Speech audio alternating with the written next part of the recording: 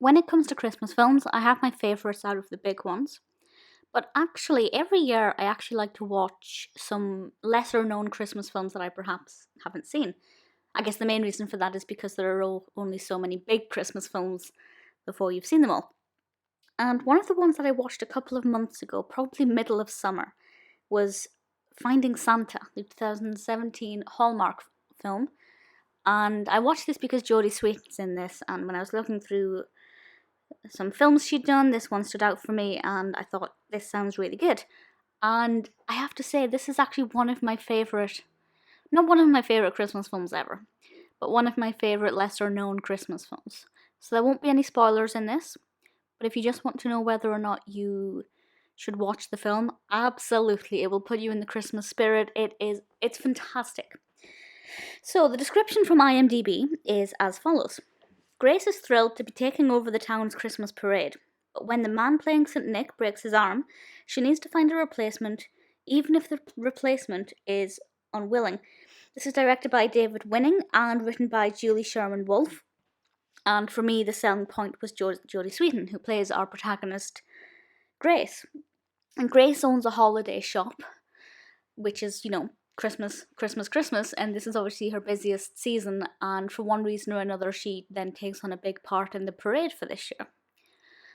And when Santa, the person playing St. Nick, is no longer able to do it, she goes on this wild goose chase to try and convince that Santa's son to be Santa. And it's a very heartwarming story. It's a little frustrating when Ben, the character she's trying to convince, doesn't agree. But it's really nice to see the two of them acting on screen together. Ben's played by Eric Winter. Brilliant name for a Christmas film. And I think they've got a fantastic on-screen rapport. I think it definitely works. Ben is a very likeable character, even when he's being frustrating. He has a very warm smile. And Grace is a brilliant character. She's very well developed. She has a decent backstory, which a lot of these kind of films, the protagonist doesn't really have a deep backstory, but there is this character is allowed the time to share some of her backstory. So I think all of the characters really are pretty well developed. Tom, who is Santa, or who was going to be Santa, I love him. He's brilliant. Because we do obviously get to see him briefly as Santa, and I think he fits the bill very, very well.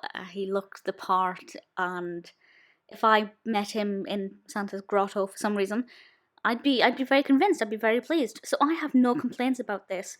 This also oozes Christmas. There's a scene in a coffee shop, and for me, because I love going to coffee shops all year round, but especially at Christmas, they just have such a magical atmosphere.